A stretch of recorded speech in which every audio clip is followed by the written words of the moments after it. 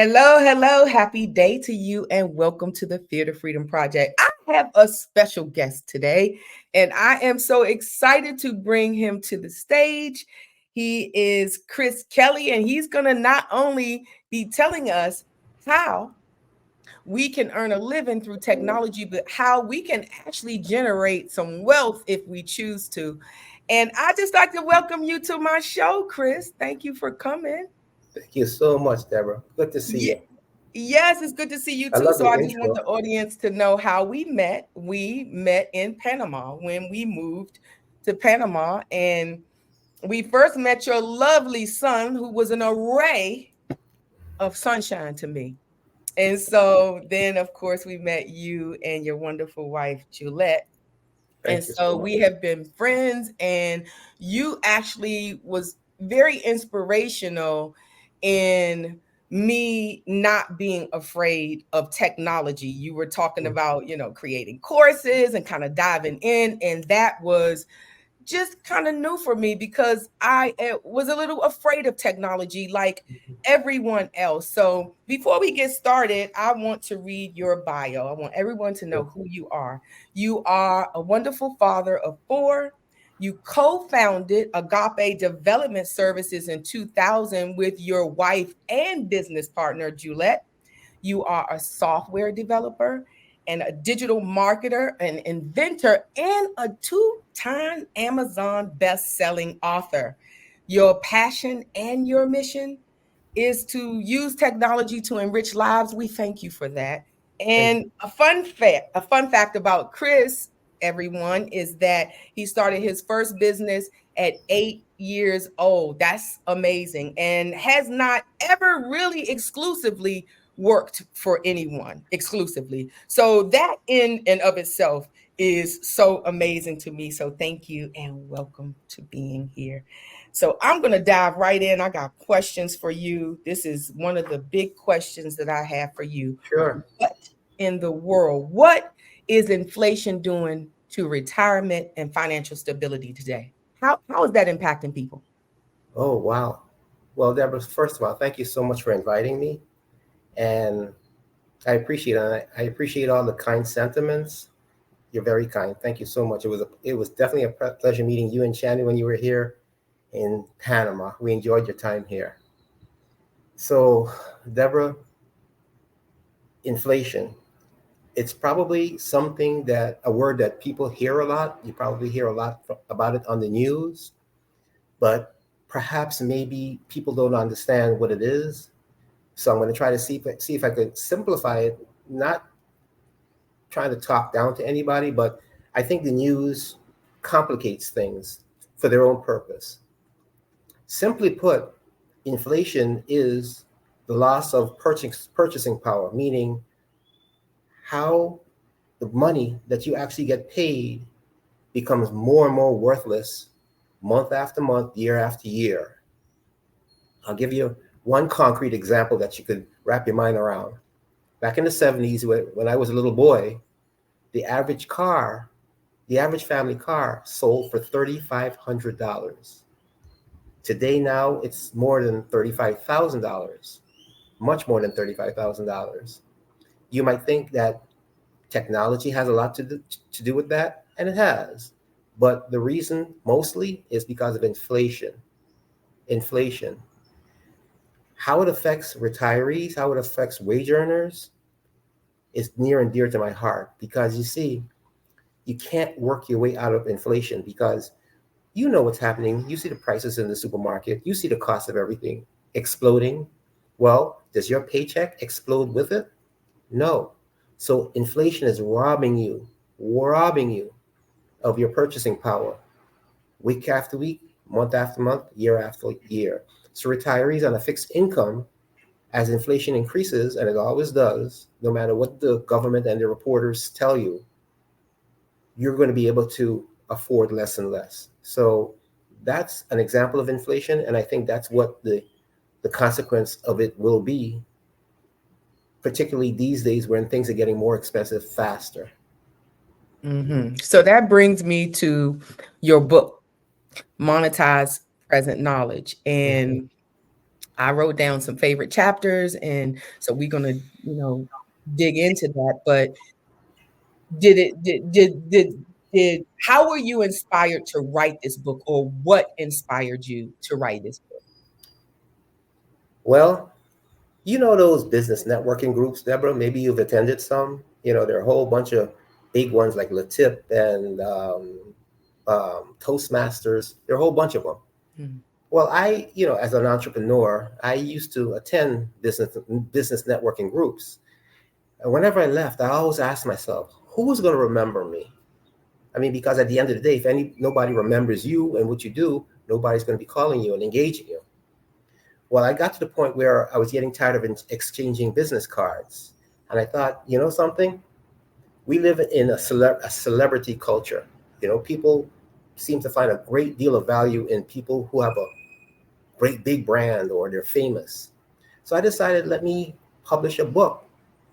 Yes, the information is important, but from a marketing perspective, it was a brand development strategy. So once I published the book, it did go on to become, both of them did go on to become Amazon #1 bestsellers.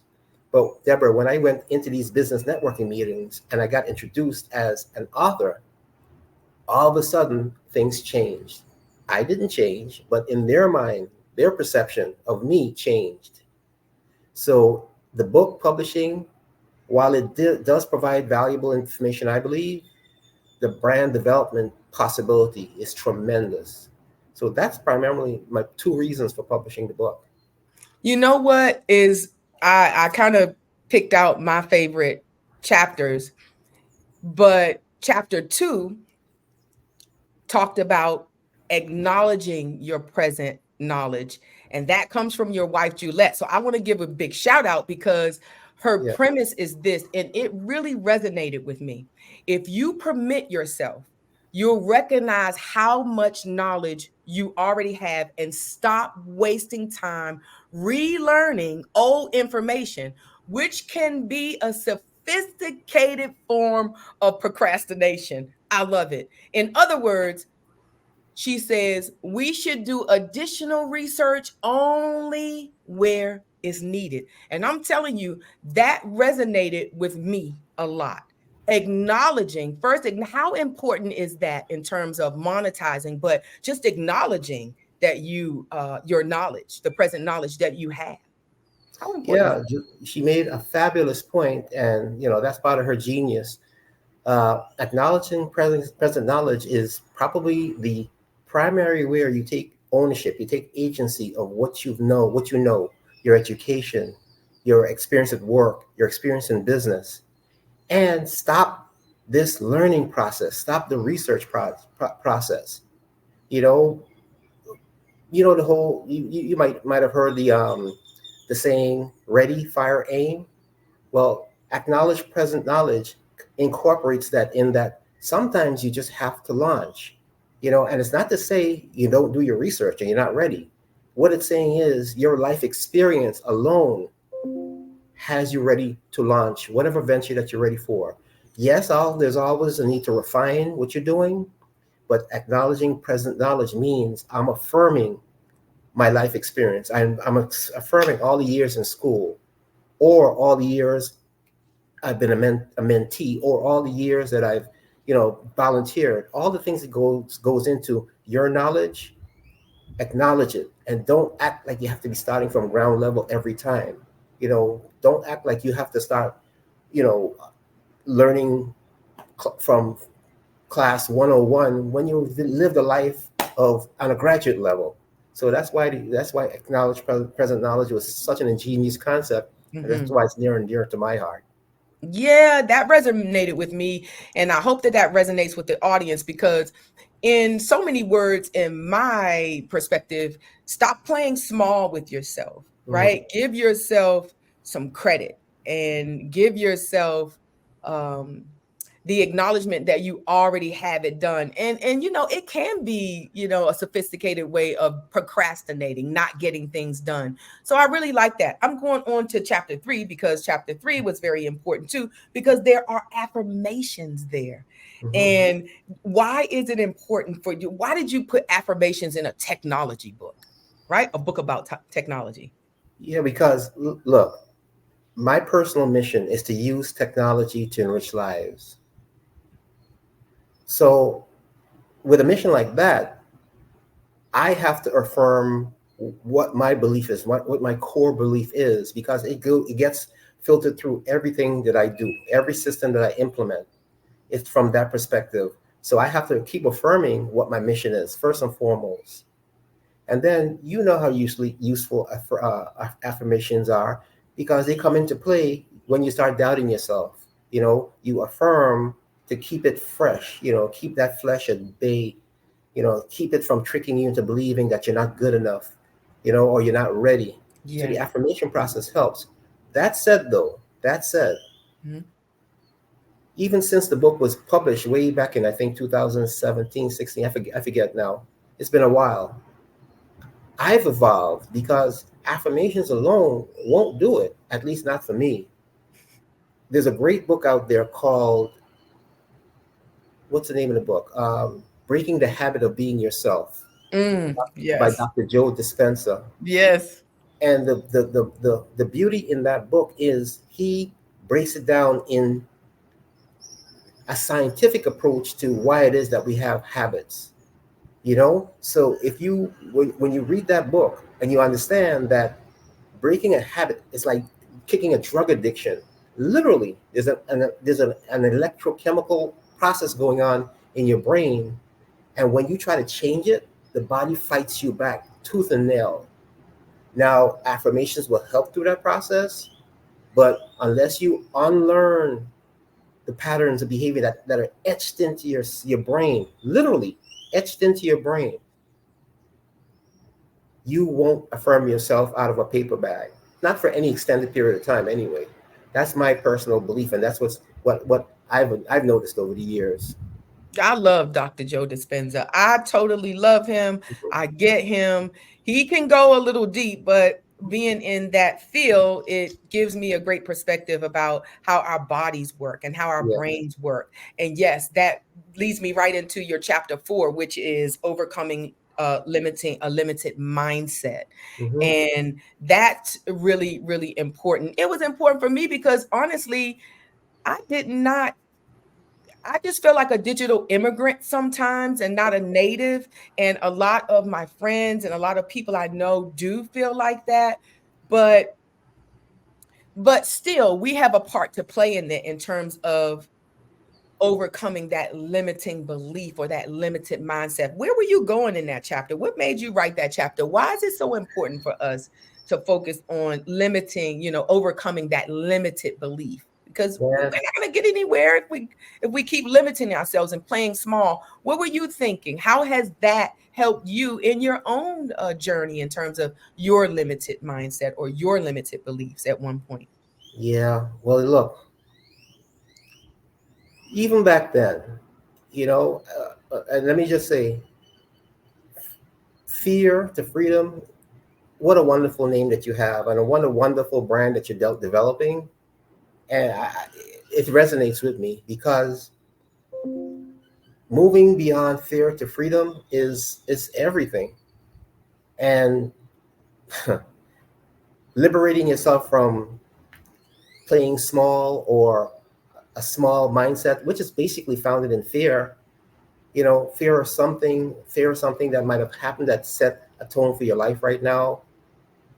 But it's all fear. And I love the acronym FEAR, false evidence appearing real. I love that, because you know what, Deborah? What I found throughout our lives, there's always something that had us fearful. You know, when I grew up in the 70s, there was a physical, real reason I was fearful every day, because if you didn't align yourself with a gang, you're going to get beat up. And I used to tend to get beat up a lot. So there's a physicalness to my fearfulness. Mhm. Um, when I got older, I left college in my junior year because I got a job on Wall Street as a computer programmer, and I just intuitively thought, I'm not learning about this stuff in school. I didn't even know these PCs existed, and I just got so despondent. I left school. Well, that caused me years of fearing that well, my career would never unfold because I didn't graduate college. And then later in life, because of a family tragedy, we became parents to my sister's three kids in our 40s. And you know what? One of the more profound aspects of fear kicked in for me. I was too stern. I didn't smile enough with our kids. And you know why that was? Because I was not relaxed enough in the process to just like enjoy it. I was always afraid that I'm not going to teach them something. I was always so serious about teaching them so they'll be prepared that my fear got the most of me. And I was just too much of a stern father, I believe. I hope that has changed over the years. I think it has. But this fear thing, this false evidence appearing real, can cripple you. Yes. Bring it forward today, man. Why it's more relevant now today, Mm-hmm. Deborah? I hate to be the bringer of bad news, but I got to be straightforward. Yeah. What is coming in this economy? What is unfolding? Let me give you some statistics. Mm-hmm. 70% of working Americans right now are living paycheck to paycheck. 50% of mortgage payers and rent payers are having trouble paying their rent. That's going to get worse because of what we started the conversation with about inflation. And I don't think sufficient people are prepared. So, understanding and kind of like getting yourself out of a fear based mode, understanding whatever you need to do is strip away so you can get to that powerful essence. And I don't want to sound like I'm a guru or anything, but I know we're spiritual beings living a physical existence, and that spiritual side of us is indestructible. You get Yes, yourself Chris. prepared, you get yourself prepared, you get yourself educated, however, in school, formally or informally, but you get yourself prepared and you go out there and just kick butt, you know? And I'll give you one last scenario about this whole Mm-hmm. fallacy of fear. I always use the example of imagine a mom or dad who's dreadfully afraid of water, swimming. Deborah, you know what happens if their baby, God forbid, falls into a pool? What happens to that fearful mother or father? Where are they gonna be in a hot second? Mm-hmm. In that pool, right? Right. Saving their little baby. What happened to all the fear? Well, you know what? It took a back seat to that power in them. It just took a back seat. It disappeared like that. So getting prepared now, getting yourself out of a mindset of doing nothing, which is a demonstration of some aspect of fear, especially when you know things are not the money is not making ends meet, Mm-hmm. and not dealing with that in a forward thinking way is my concern. And that's actually why I created monetize present knowledge. Well, that's not the reason why. It was part of our exit strategy out of the United States, but that is how it evolved over the years. I'm really afraid of how people are not letting their true essence shine through, and they're kind of like suffering through what's going on now, which I promise you will be getting worse. Yeah. Yeah. Unfortunately, however, I really like what you said about fear. And this is the reason why I did start the Fear to Freedom Project. I am the Fear to Freedom Project. I'm my own project. I started it because I had to face my fears. And and I'm just doing it, right? So I really like the fact that you shared your fears, right? We see you now as a two-time best-selling author and an inventor, but there were also some fears that you had to face. And I want the audience to know about that. I'm going to Mhm. move right on to chapter 6 because chapter 6 was important to me. I kind of took some notes and everything kind of registers or resonates with me because I was getting stuck in the details, Mhm. especially the technical details. And Mhm. I don't really I don't really have the technical details. So I was just like, how am I going to get this done? It really immobilized me for a long time until Shannon was like, outsource. And I saw that he taught me, he gave me permission to like, oh, you need to outsource. Like there are people who do this. Can you talk a little bit about getting stuck in the details and how that would be hindering, how it hinders us? Yeah, sure. Shannon was very wise, is very wise because, yeah, outsource is definitely a key component. Deborah, in addition to APK, acknowledge present knowledge, Juliet also coined the phrase OPK, other people's knowledge. And here, if you can't do it, somebody else could. For example, monetize present knowledge is a way of creating an online course using the technology that you have currently. It literally is how to take what you know, turn it on into an online course, which you can sell. You're creating an online business based on your existing knowledge. What Shannon was describing is what we call OPK. If you can't do it yourself, or if you don't want to do it yourself, if you want to get it done quicker, find somebody else. Okay. So if money is an issue, tell them, listen, I'm creating this venture, and if they buy into your vision, do a profit share. Our first course, when I created the online, the monetized present knowledge business model, our first course is it's called the online registered training technician training course. It's a course that teaches paraprofessionals how to help special needs kids. Well, I'm not a behaviorist. I'm not a behavior analyst.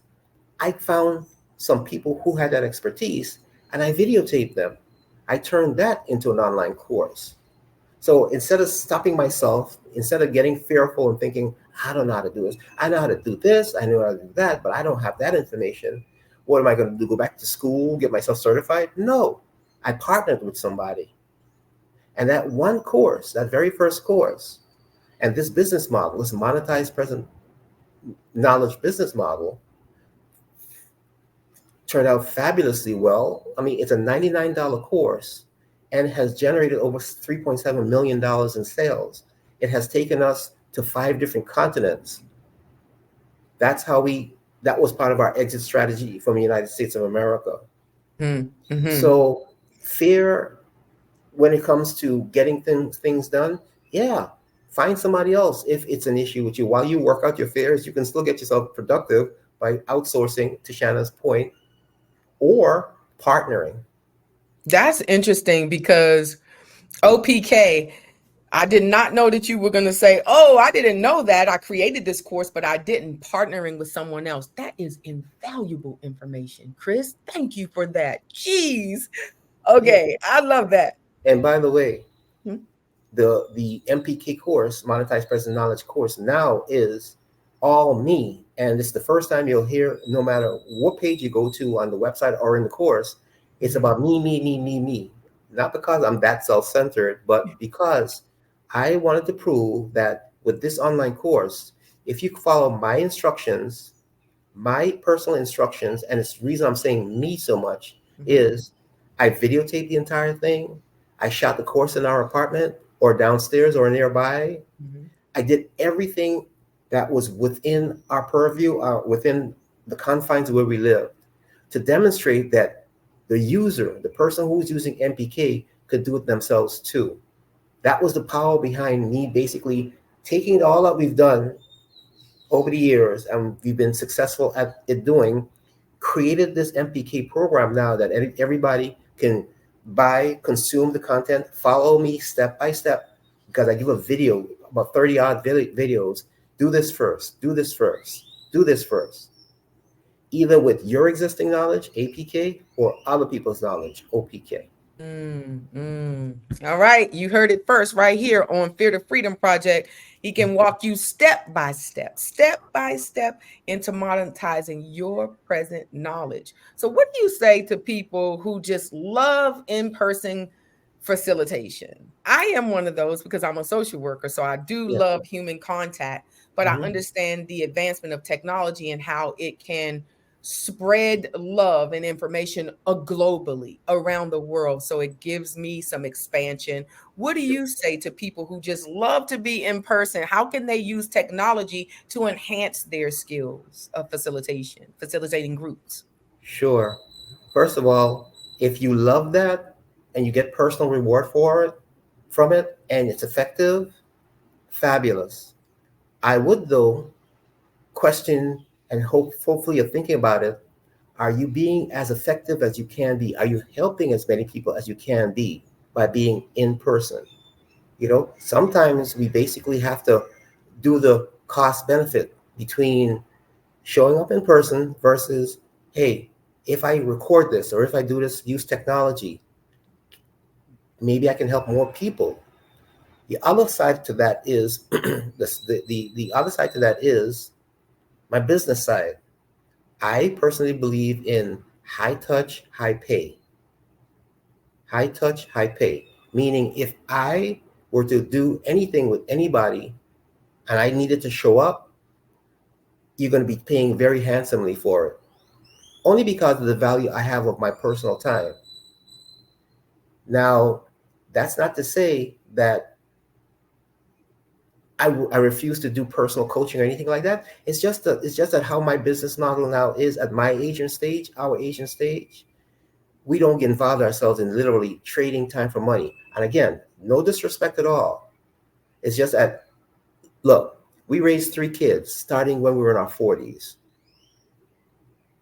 In our 60s, we had to ask ourselves, what are we going to do now? We're empty nesters. Well, surely we're not going to be doing any more consulting. We need to be seeing the world, something we couldn't do for all those years. So our mindset about showing up, trading time for money, showing up, consulting has changed. So that's the only reason I have what might seem like a negative perspective of us doing consulting work. No, I don't think it's negative at all. You get to choose, right? You get to choose. We're all sovereign spiritual beings. We get to choose how we experience this this humanness. So you have gotten to that point, and great. We love it. I totally love it. It's to be admired. So I want to know from you, Mhm. what emerging technology do you believe has the most potential to revolutionize the way we live and the way we work today? Ye- Um, Very interesting question.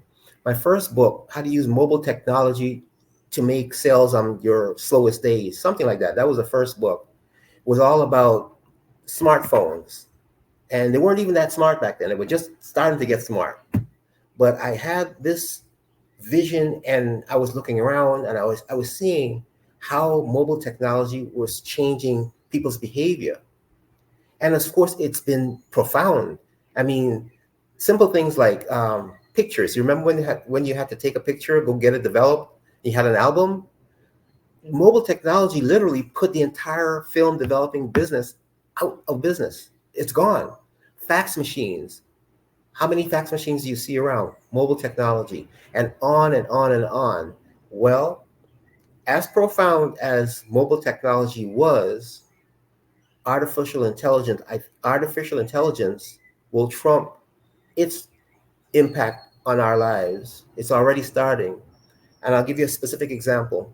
We're updating the MPK course right now. The video has been shot. I just have to complete the editing to include artificial intelligence.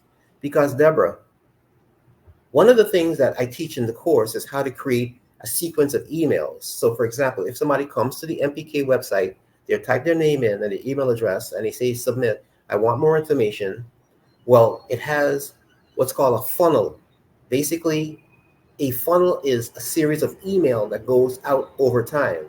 Well, I have to sit down and craft those emails. So, for example, if I wanted 7 emails to go out over 7 weeks, I needed to do week 1, email, week 2, email, all the way to 7 emails. Well, did you know now, Deborah? If you use AI, you can tell AI to create a sales funnel that has 7 emails to be delivered 1 week after each other, and I want them to be crafted in such a way that they build towards converting the last email into a sale.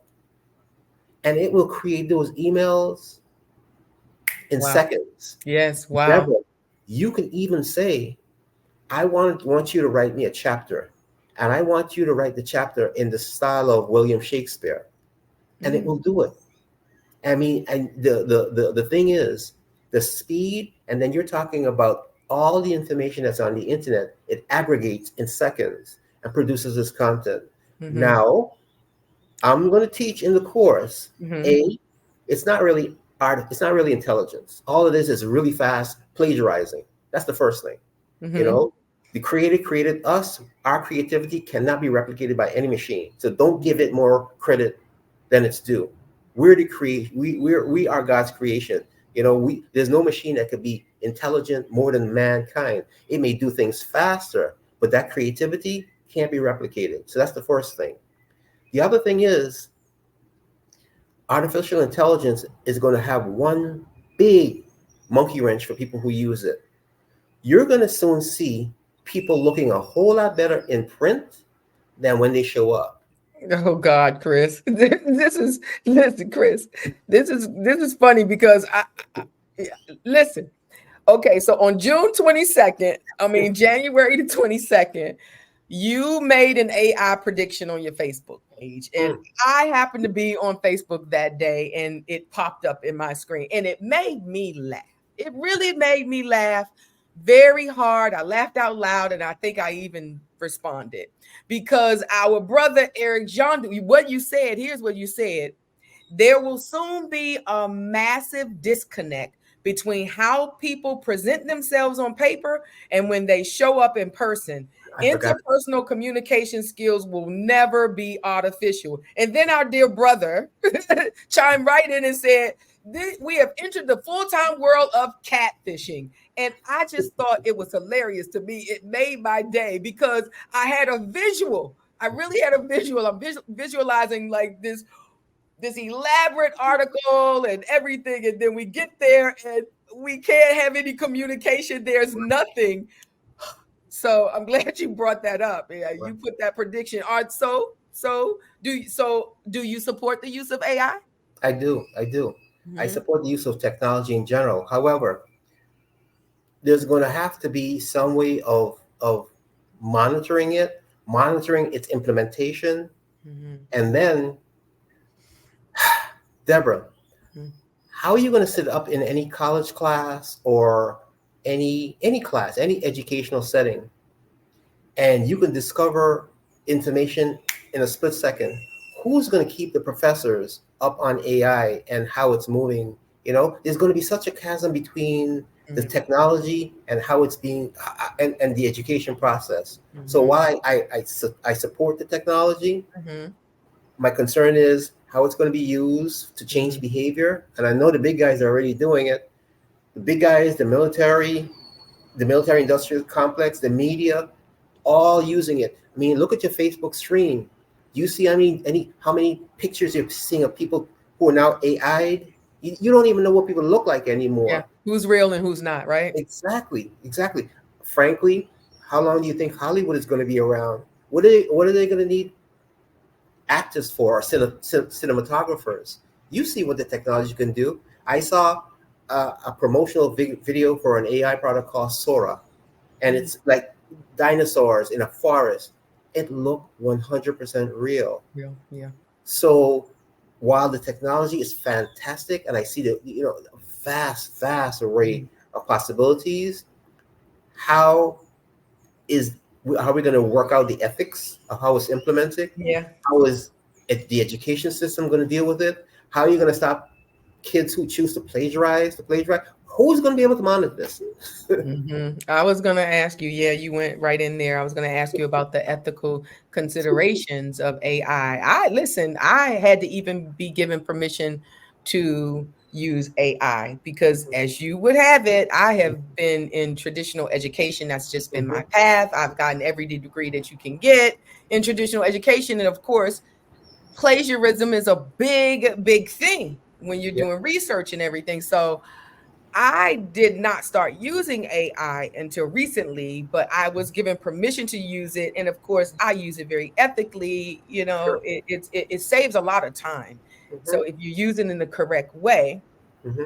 so I do appreciate you talking about that because yeah, it was a concern for mine. I'm like, what are these books out here? You know, what are people doing? Are they and I think that we live in a world where we want to do things very fast. And also we talked about that limited mindset. So people are really playing small because using, that tool because maybe they don't believe that they have the creativity within them to do that. They don't trust the God-given talents and abilities that just is embedded. It's coded there. It's coded there before we even get here, right? Mhm. So we forget all of that. I understand as we traverse through this human experience, we do forget all of that. But your book offers some really, really good information and some good tools for overcoming that. So before we leave, I just want to thank you, and we, as we wrap up here, for coming to share who you are, your passion. I felt your passion when I first met you, and it left an indelible mark on me. And that is exactly what I am doing here. I am Mhm. sharing what has helped me in my human Mhm. experience. And if we can, or if I can help anyone in this human experience, because we do our best here as human beings. It's tough on earth. Mhm. So, in total support of humanity, Mhm. we are doing, the best we can, but it's always good when we can get together and give some tools and information to everyone. Any parting words? What would you like to let people know about Mhm. technology, about monetizing their knowledge, about the fact that they even have to acknowledge that they have the knowledge? What do you want to say? I would punctuate your last point because building community is going to be more important. I shouldn't even say that, like it never has been important. It's going to be profoundly important that we change and come into relationship with each other differently because again, people are suffering right now and it's going to get worse. The American dollar, there's a very high likelihood it will lose what's called the reserve status, meaning it won't be the dollar that you can go anywhere in the world and just exchange. All that looks like it's changing because of what's happening with the BRICS nation, and that's another story for another day. So I'm saying this, and I know it's not easy to listen to this and hear it and kind of let it stick to you because it's not fun, and you may feel like you can't do anything about it, but you can. You can. You really can. My parting thought is check in with your neighbors. We here in Panama where I live, I'm trying to find out who grows stuff. I want to know the first grower, the people actually plant and grow stuff. I want to know who has a well on their property. Why? Because when stuff happens, you see how fast the shelves in the supermarket get cleared out. I want to know. I want to be in community with people who have resources that I could either barter with or buy or whatever exchange for because things are going to be changing. And so too, how you make your money. Pay close attention because the news doesn't tell you the story. As they say, Gil Scott Heron said, the revolution won't be televised. It's true. They won't tell you who's losing jobs. But if you do enough Google searches, you'll see how many companies are going chapter 11, week after week after week. You'll see how many, even the big guys, are laying off. I believe partly because of my entrepreneurial lifestyle, that you should take matters into your own hands. Monetize present knowledge offers that possibility in that it helps you to create a plan B that has the potential to become your plan A. Why? Yeah, I'm a businessman, I'm selling something, but I know to ensure my own prosperity, I have to help you to become prosperous. If I help a whole lot of you to be prosperous, it'll ensure me and my family's prosperity. But my parting message is please don't do nothing. Find out how you can create a sustainable lifestyle that's beyond your job because you cannot outwork inflation. There are not enough hours in a day. Find yourself something else that can create an alternate revenue stream, hopefully something that's online, because if you need to get up and leave different state, different country like we have, you need that kind of flexibility. So Deborah, thank you so much for this opportunity to present Oh, with you. you are so welcome. Thank you so much for coming. I really appreciate it. My pleasure. You have given us a mouthful. You have given some really, really good information. It is an opportunity for my audience, whoever views this, to monetize what they know. Someone is like, oh my gosh, I can create a course for myself. I can be free. I can reach more people. And that's exactly how I was. And I did create a course actually from just you helping me earlier. I created it. It took me a long time. I Excellent. think I'm a little bit better now. But yes, I really appreciate you. I thank you so much for coming to the Fear to Freedom Project. And listen, you are welcome back here anytime. Thank Okay. you. All right. Listen, you heard it first right here at the Fear to Freedom Project. I am Dr. Deb. If you are joining us for the first time, welcome. If you are a returning champion, thank you, thank you, thank you. I appreciate you and I hope that you enjoy. Don't forget to like and subscribe so we can bring you more content that is going to help you in your human experience here in life. Peace and love. Thank you for coming.